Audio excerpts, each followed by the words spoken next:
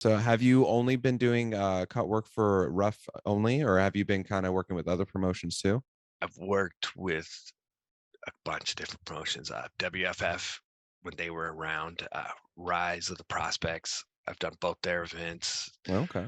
I've done Rage in the Cage, Rough, uh, some boxers. Uh, that's all I can think of on the top of my head.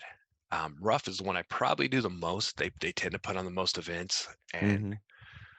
uh, I'm really looking forward to whatever their next event was. With how good this last one was, um, Yeah.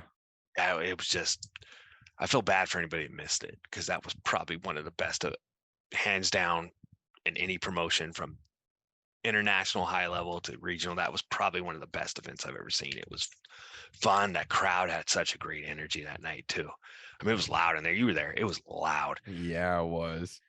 It was I freaking went back awesome. and watched the video with my family, and they're like, "Why are you using hand signals?" I'm like, we couldn't hear each other up in the check-in area. I'm like, I had to kind of hand signal. I'm like, "Hey, take your stuff off," because there it was just the crowds were just insane, which always makes it more fun. Like when you Yeah. have that good crowd, and one thing I like about working with Rough is they build on that. It's like every event is better than the one before it. So I'm like, Hmm. where do we go from here? Yeah. And the guys that run that, CJ, Adrian, um, and everybody, they're just great guys too. They really Jason, are. Joel, they're all, yeah, they're hardworking guys too, man.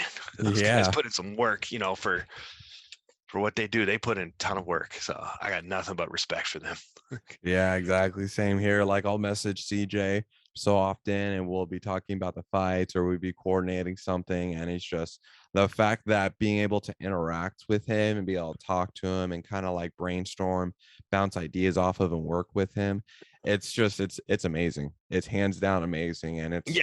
I've been telling all of them too, like it's just a privilege being a part of this. It's so freaking amazing to be a part of all this, to experience it firsthand, to get to interact and talk with everybody and kind of pick their brains, because I want to be in this sport for a long time too. Like my goal is to actually get into commentating. That's my goal. Yeah. I plan on dying cage side. Just killing over one day.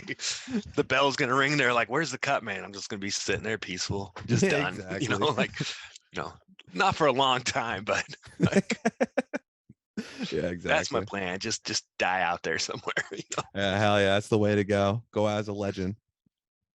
God, that's awesome. But yeah, that event, Rough 48 was insane because they Yeah. just came off of finally finishing up the Road to One heavyweight tournament. And then they jump into this one, and it's like, okay, how could they keep topping it over and over again? And they just find ways to do it. And then too, it's like there was a big like Havasu City crowd there too. Like by when you're walking out to the cage on the left hand side, almost all of that was nothing but people from like Havasu. Yeah. And the guys with the red shirts, right? The people with the red Yeah. shirts, I think. Yeah, Yeah. that was Devin Ray's family. Freaking Devin, Trenton, and Brandon. They all fight out of here, like Havasu City. Boy, they did us proud. They did us proud. I know Brandon, he got the L, but he still fought. He still fought his ass off. He still stepped into the cage.